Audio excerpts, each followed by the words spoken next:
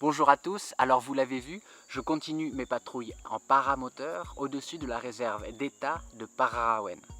C'est une réserve qui fait 5800 hectares et c'est notre manière d'aider les autorités pour sécuriser cette zone. Donc quand je vole, j'essaie de détecter des coupes illégales de bûcherons qui seraient rentrés comme ça dans la réserve et puis aussi des intrusions des compagnies alentours puisque cette réserve est cernée par des compagnies de charbon et d'huile de palme. Donc c'est un moyen très efficace de maintenir une présence puisque je reste très visible et ça a un effet de dissuasion assez efficace.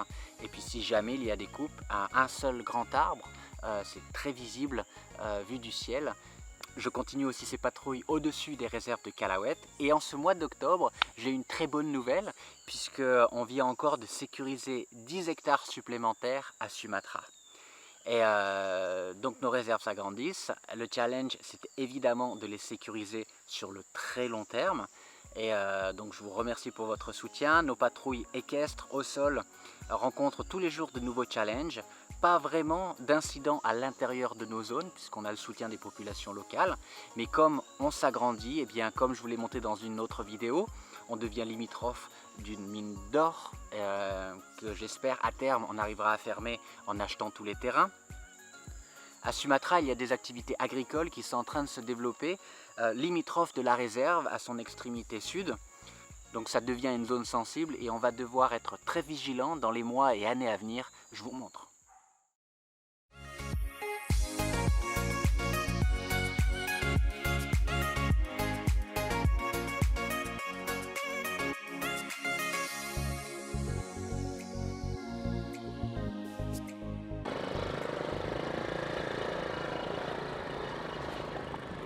Je suis à la limite de la réserve de Calawet à Sumatra et aujourd'hui on part dans un endroit pour faire voler le drone parce qu'on a reçu des informations comme quoi il y a une intensité d'activité agricole pas très loin de la réserve, donc on veut faire un état des lieux. Et là je vous présente pas Ilham, c'est mon pilote.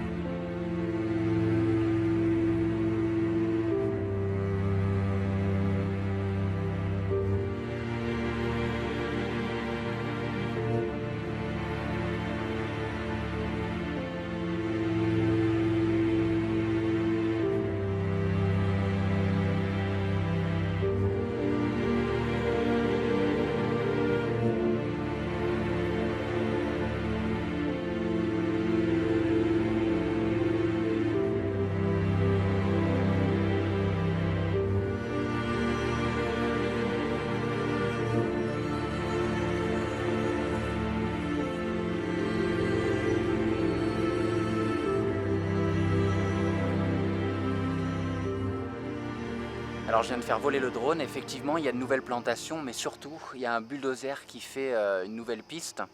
Alors ça doit être environ un petit kilomètre de la limite de la réserve. Donc on vient de prendre la décision de faire en sorte que l'équipe de patrouille de Calawet s'agrandisse. On va recruter de nouveaux gardes et puis à partir du mois prochain on va construire ici un poste de garde. Donc après le but c'est d'avoir 1 à 2 gardes ici en permanence pour en fait vraiment contrôler l'accès à la réserve puisque les activités humaines s'intensifient dans cette zone. Je ne sais pas si vous l'entendez, mais il y a une tronçonneuse. Et voilà, donc c'est là-bas et c'est souvent ça en Indonésie, légalement ou officiellement ce sont de nouvelles plantations. Mais en fait ce qu'ils recherchent c'est le bois. Et une fois qu'ils auront tout coupé, eh bien ils vont disparaître et il n'y aura jamais de plantation.